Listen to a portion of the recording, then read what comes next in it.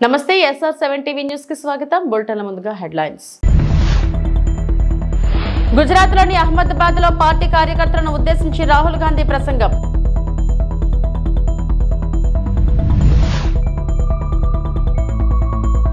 మార్కాపురంలో అంతర్జాతీయ మహిళా దినోత్సవ కార్యక్రమంలో పాల్గొన్న సీఎం చంద్రబాబు.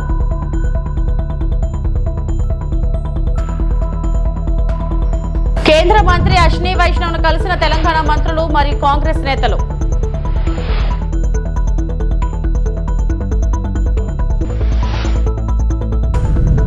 గుజరాత్లోని అహ్మద్లో రాహుల్ గాంధీ మాట్లాడుతూ భారతదేశ స్వాతంత్ర పోరాటంలో రాష్ట్రం కీలక పాత్రను హైలైట్ చేశారు. కాంగ్రెస్ పార్టీపై మహాత్మా గాంధీ ప్రభావాన్ని నొక్కి చెప్పారు. బ్రిటిష్ పాలనలో కాంగ్రెస్ నాయకత్వం కోసం ప్రయత్నిస్తున్నప్పుడు మహాత్మా గాంధీ మార్గదర్శక శక్తిగా ఉద్భవించి ఉద్యమాన్ని మరియు దేశ విధిని రూపొందించారని ఆయన అంగీకరించారు. భారతదేశానికి గొప్ప నాయకుడిని ఇచ్చినందుకు గుజరాత్ కు రాహుల్ గాంధీ ఘనత ఇచ్చారు. గుజరాత్ లేకుండా మహాత్మా గాంధీ లేరని, గాంధీ లేకుండా కాంగ్రెస్ స్వాతంత్రం పొందలేకపోయి ఉండేదని అన్నారు. जब तक हम पूरा नहीं करेंगे, गुजरात की जनता हमें चुनाव नहीं जिताएगी। और सचमुच में हमें गुजरात की जनता से यह मांगना भी नहीं चाहिए कि आप हमें सरकार दीजिए, जब तक हमने अपनी जिम्मेदारी पूरी करी। जिस दिन हमने अपनी जिम्मेदारी पूरी कर दी, उस दिन मैं आपको गारंटी करके कहता हूं कि गुजरात के सारे लोग कांग्रेस पार्टी को अपना समर्थन दे देंगे।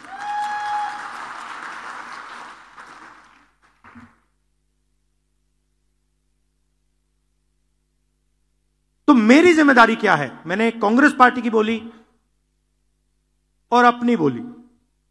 मेरी जिम्मेदारी क्या बनती है? जब कांग्रेस पार्टी को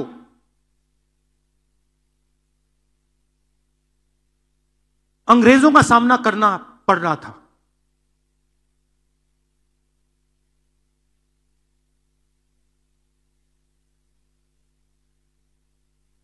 हम सब जगह नेतृत्व को ढूंढ रहे थे। अंग्रेज हमारे सामने थे,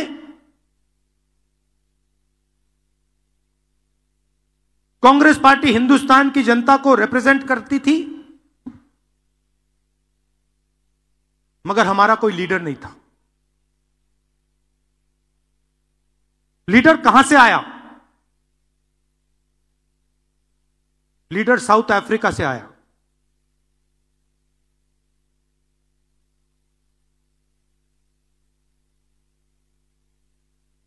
कौन थे? महात्मा गांधी थे। और किसने हमें दिए? साउथ अफ्रीका ने नहीं दिया। गुजरात ने कांग्रेस पार्टी को हमारा ओरिजिनल नेतृत्व दिया।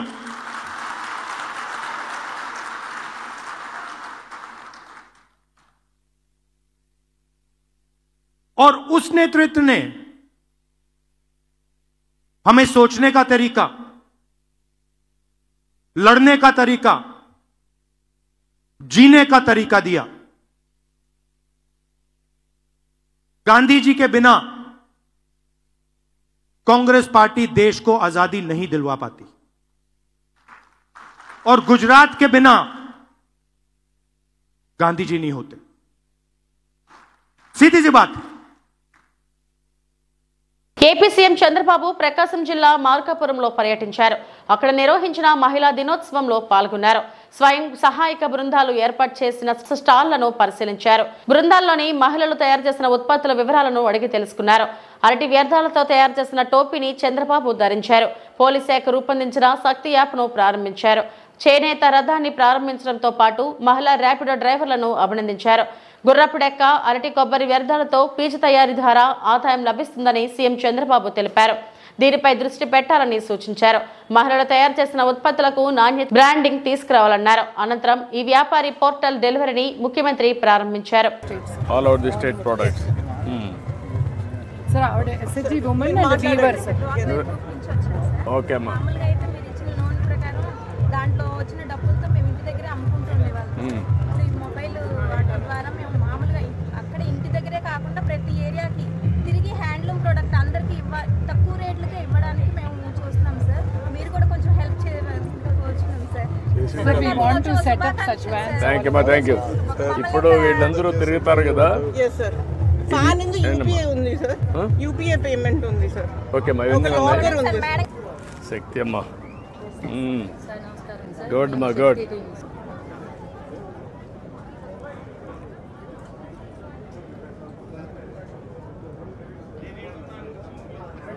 Very good. ఈరోజు దగ్గర 24 ఆర్గనైజేషన్స్ తో ఎంఓయూలు చేశాం, కొన్ని లక్షల మందికి ఉపాధి కల్పించడానికి. ఇది ప్రారంభం మాత్రం. ఎందుకు నేను ఈ మాట చెప్తున్నానంటే, నేను ఒకప్పుడు డాక్రా ఉమెన్ తయారు చేశాను, మెప్మా ఉమెన్ తయారు చేశాను. అందరూ నన్ను ఆ రోజు ఎగతాళి చేశారు. ఈ ఆడవాళ్ళు ఏం చేస్తారు, ఈయనకు కూడా ఏం పని లేదు, వీళ్ళు అనవసరంగా ప్రోత్సహిస్తున్నాడు అని నన్ను ఎగతాళి చేసిన వాళ్లే. నేను ఒకటి చెప్పాను, మా ఆడబిడ్డల శక్తి మీకు తెలియదు, చూసి చేపిస్తానని చెప్పి ఆ రోజు సవాలు విసిరాను. ఎన్నో ఆర్గనైజేషన్స్ అన్ని పుట్టాయి, మళ్లీ ఆర్గనైజేషన్స్ కాలగర్భంలో కలిసిపోయినాయి. కానీ ఒకే ఒక ఆర్గనైజేషన్ డాక్రా మెప్మా ఎన్ని ఛాలెంజ్లు వచ్చినా, ఎన్ని సవాళ్లు వచ్చినా నిలదొక్కున్నాయి. ఆ రోజు ఎగతాళి చేసిన వాళ్ళందరూ మీ మీద ఆధారపడుతున్నారు. ఇప్పుడు ఎవరన్నా ఆఫీసర్ మీకు వస్తే ఈ ఊర్లో ఎవరు డాక్రా సంఘాలు అడిగే పరిస్థితికి వచ్చారు. ఒక రాజకీయ నాయకుడు వస్తే ఈ ఊర్లో ఎవరు డాక్రా సంఘాలు, వీళ్ళకి పరపతి ఎక్కువ ఉంది, వీళ్ళతో మాట్లాడాలని చెప్పే పరిస్థితికి వచ్చారు. మీరు రాజకీయాల్ని శాసించే పరిస్థితికి వచ్చారు, ఆర్థికంగా పైకొచ్చే పరిస్థితికి వచ్చారు. అందుకే నేను ఇప్పుడు ఒకటి ఆలోచించాను. ఈ రోజు మనకు డబ్బుల కొరత లేదు, అప్పులు కావాలంటే ఎంతైనా ఇచ్చే పరపతి సంపాదించుకున్నారు మీరు. అవసరమైతే 1,00,000 కోట్లు కూడా మీరు అప్పు తీసుకునే శక్తి మీకుంది.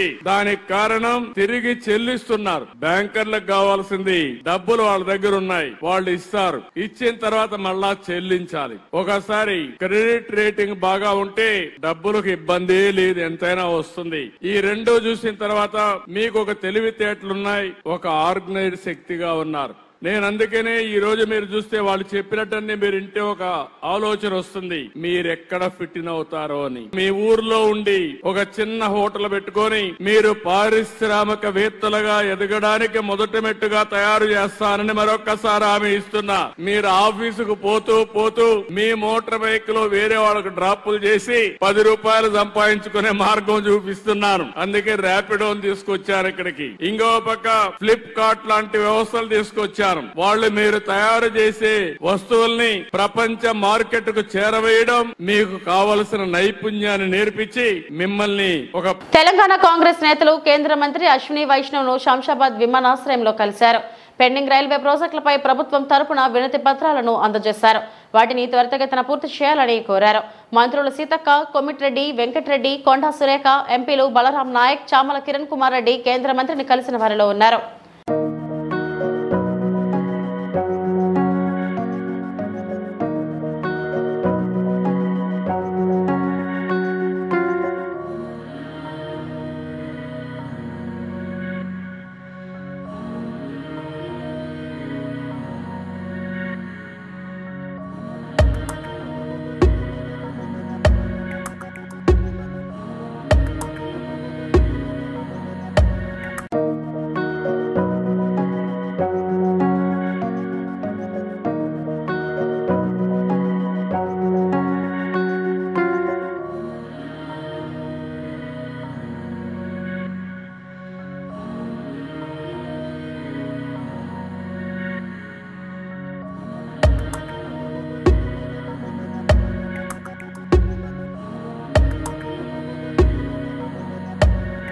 కావలి తెలుగుదేశం పార్టీ కార్యాలయంలో కావలి శాసనసభ్యులు Daggumati Venkatakrishna Reddy CM relief fund చెక్కులను లబ్ధిదారులకు అందజేశారు.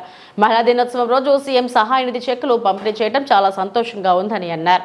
రాష్ట్ర అభివృద్ధి ప్రదాత చంద్రబాబు సహకారంతో అభివృద్ధి సంక్షేమ ఎజెండాగా ముందుకు పోతున్నామని, అధికారంలోకి వచ్చిన కొద్ది రోజుల్లోనే 2,34,00,000 71,463 లక్షల రూపాయలు సీఎం సహాయ నిధి చెక్కులు పంపిణీ చేశామని, నేడు 87 మంది లబ్ధిదారులకు 93,61,938 సీఎంఆర్ఎఫ్ చెక్కులు పంపిణీ కార్యక్రమాన్ని సీఎం సహకారంతో చెక్కుల పంపిణీలో రాష్ట్రంలో కావలి 3వ స్థానంలో ఉందని ఆయన పేర్కొన్నారు.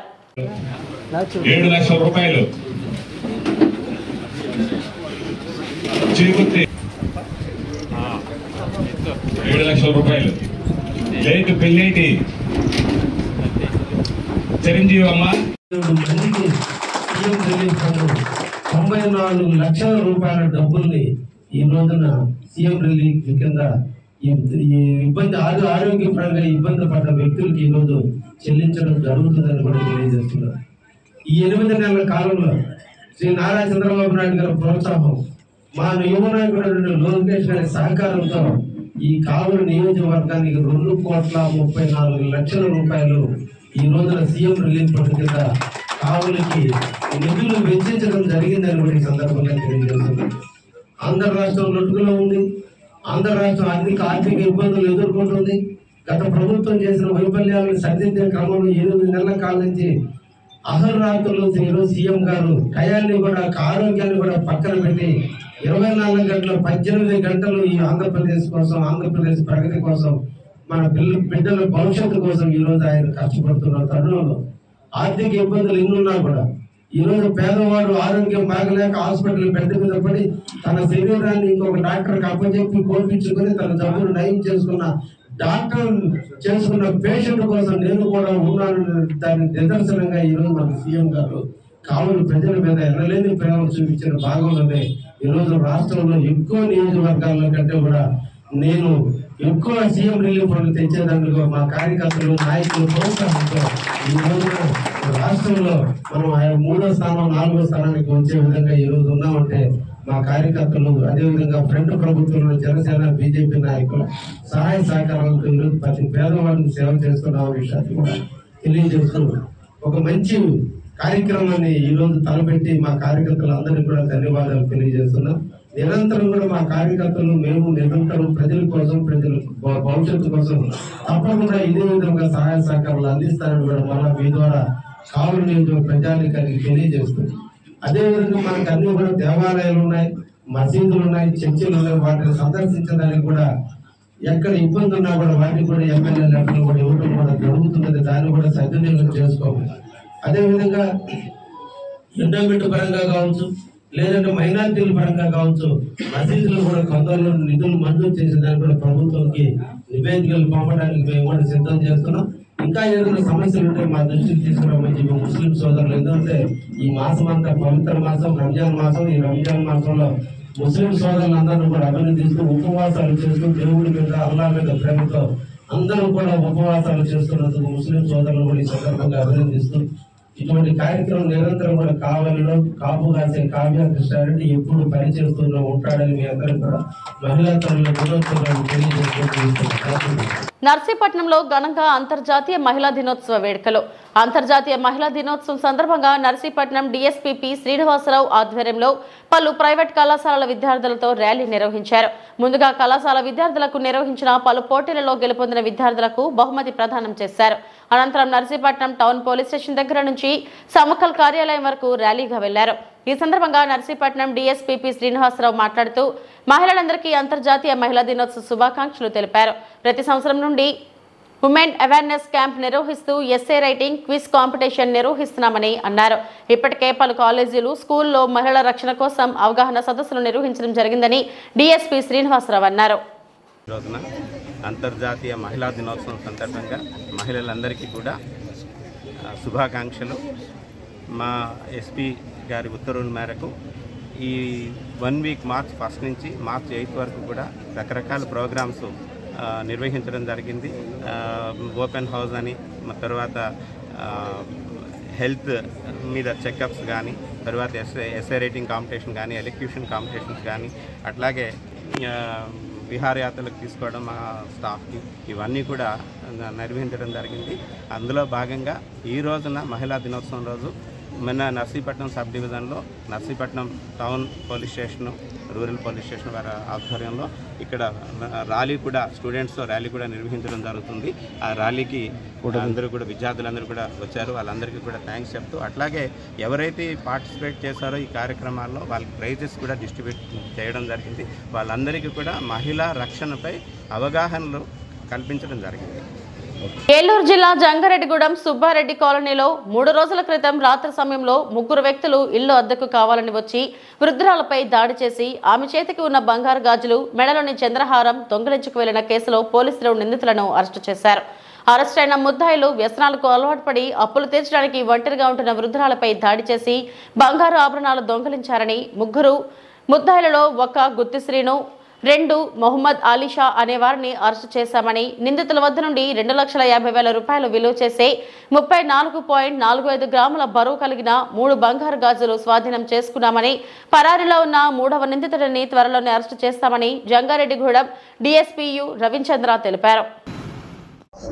మనకి జంగారెడ్డిగూడెం పట్టణంలో ఈ నెల 4వ తేదీన ఒక వృద్ధ మహిళ ఇంట్లో ఒంటరిగా ఉంటున్న సమయంలో 3 వ్యక్తులు ఆ ఇంట్లోకి ప్రవేశించి ఆవిడ దగ్గర ఉన్నటువంటి మెడలోని హారం ఒకటి, అలాగే చేతికి ఉన్నటువంటి ఒక 3 గాజులు దొంగతనం చేయడం జరిగింది. ఈ గాజులు ఇవి లాక్కునే క్రమంలో ఆ చేతికి కూడా, ఆ ముసలావిడ చేతికి కూడా తీవ్ర గాయం కలగజేయడం కూడా జరిగింది. తర్వాత వీళ్ళు పారిపోయారు. తర్వాత వెంటనే వాళ్ళు పోలీస్కి ఇన్ఫామ్ చేయగానే ఇమ్మీడియట్గా ఎస్ఐ గారు, సిఐ గారు అందరూ కూడా టీము ఈ కేసులో దర్యాప్తు మొదలుపెట్టారు. ఇందులో మనకి ప్రధానంగా సీసీ కెమెరాల ద్వారాను, కొన్ని సాంకేతిక పద్ధతుల ద్వారాను ముద్దాయిల యొక్క ఆచూకీని కనుగొనడం జరిగింది. ఇందులో ముఖ్యంగా 3 ముద్దాయిలు పార్టిసిపేట్ చేశారు. అందులో గుత్తాసీన్ అనే అతను బుట్టాయిగూడెం కృష్ణాపురంలో ఉంటూ జంగారెడ్డిగూడెంలో టెంపరీగా నివాసం ఏర్పరచుకొని మట్టి పనులు చేస్తూ ఉంటాడు. అలాగే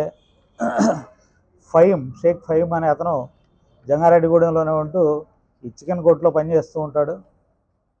అట్లాగే ఇంకొక అతను షరీఫ్ అని హైదరాబాద్, వరంగల్ ప్రాంతానికి చెందినటువంటి 3వ వ్యక్తి. వీళ్ళు 3 కూడా చిన్న చిన్న పనులు, అతను హోటల్ దుకాణంలో వంట మాస్టర్గా పనిచేసేవాడు.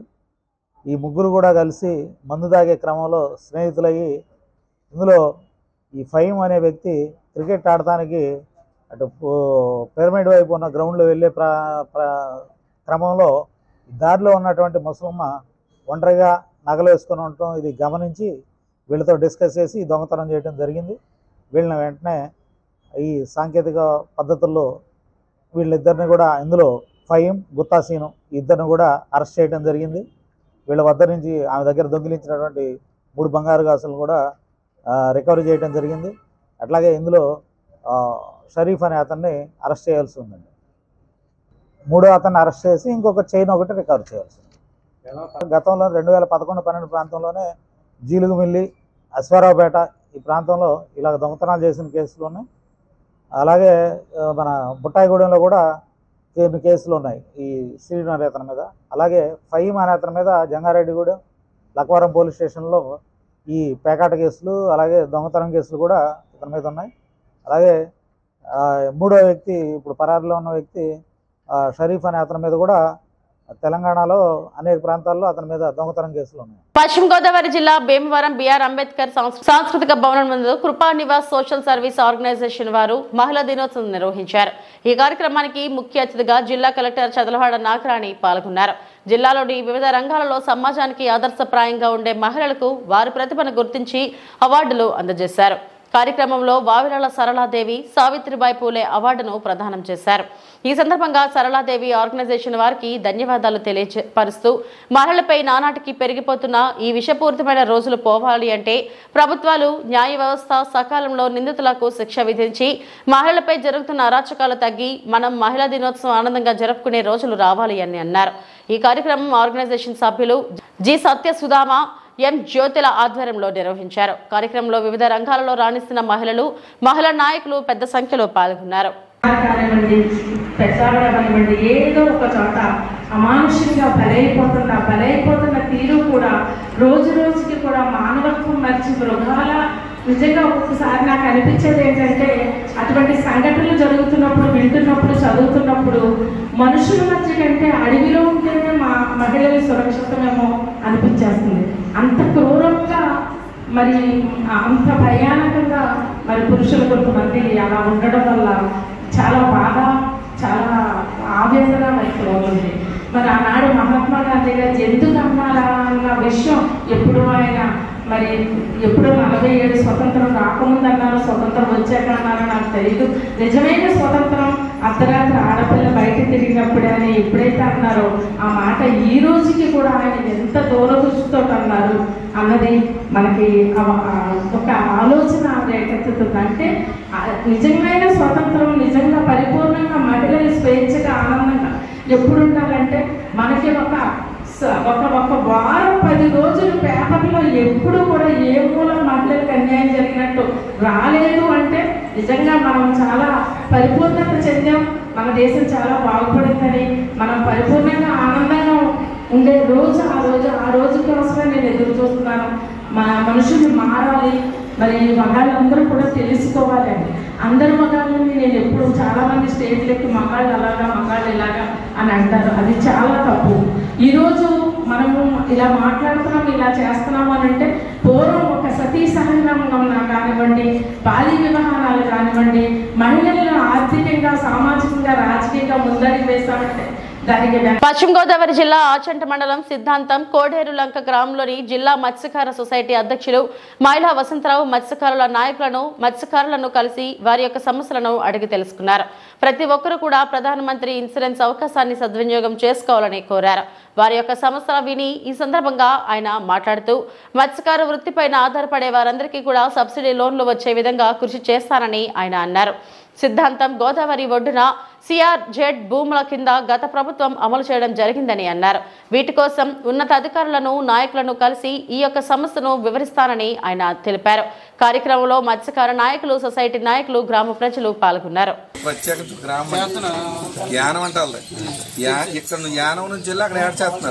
ఈ మత్స్యకార భరోసా ఎప్పుడైతే వస్తుందో వీళ్ళందరూ ఇక్కడికి వచ్చేస్తారు. అలాగే ఇప్పుడు కాకినాడ ఉంది, కొవ్వూరు ఉందండి. కొవ్వూరు వీళ్ళు ఏం చేస్తారు, ఉత్తప్పుడు కాకినాడ నుంచి వచ్చిన వాడబజ్జీలు వాళ్ళందరూ చాలా మంది వాడబజ్జీలు వీళ్ళు ప్రత్యేకించి కొవ్వూరులోనే ఉంటారు. వీళ్ళందరూ వచ్చి వీళ్ళు అక్కడికి మత్స్యకార భరోసా వచ్చేటప్పటికి మొత్తం అందరూ అక్కడికి వెళ్ళిపోతారు. ఏంటంటే ఇప్పుడు మరి ఇక్కడ వరకు ఈవేళ మనకు మాట్లాడటానికి అవకాశం ఉంది. మనోడు ఇందాక కృష్ణారావు గారు నాలుగు అడిగాడు అంటే చాలా చక్కటి కార్యక్రమం అడిగాడు. ఇక్కడ వరకు CRZ అని పెట్టేశాడు. CRZ అంటే ఎలాగా, సముద్రం పక్కన ఉన్న వాడికే CRZ అన్నది గుర్తుంటది. ఇప్పుడు ఇదే కాపీ నేను పట్టుకెళ్ళి రేపు నాకు నిజంగా మనవాడు చెప్పాడు. ఇప్పుడు నాకు ఇదే కాపీ పట్టుకెళ్ళి రేపు నాకు 24న 25 జనరల్ బాడీ మీటింగ్ కమిషనర్ ఆఫీస్లో విజయవాడలో మీటింగ్ ఉంటుంది. ఆ మీటింగ్లో ఇప్పుడు ఏమని అడుగుతాను నేను, రేపు నాకు CRZ వరకు సిద్ధాంతం వరకు మీరు రాశారు, నాకు ఇది లెటర్ ఇచ్చారు కాబట్టి మరి CRZలో ఉన్న ఫిషర్మెన్ ప్రతి ఒక్కరికి కూడా మత్స్యకార భరోసా వీళ్ళకి కల్పించాలి అని అన్నారు. ఒక పాయింట్ రీచ్ చేసుకుంటానికి అదొకటి కల్పించినట్టే లెక్క. మండలం సిద్ధాంతం గ్రామానికి మరి చుట్టుపక్కల ఉన్న ఫిషర్మెన్ సొసైటీలు మన కోడేర్లంక అలా ఉండే, అలాగే యలమంచి సంబంధించి ఇంకా హాసన్ నియోజకవర్గంలో ఉన్న ఫిషర్మెన్ ప్రధానమంత్రి మత్స్య సంపద యోజన కింద మరి ఇన్సూరెన్స్లు చేయించుకుంటాం అన్నది మరి ఇది సామాన్యమైన విషయం కాదు.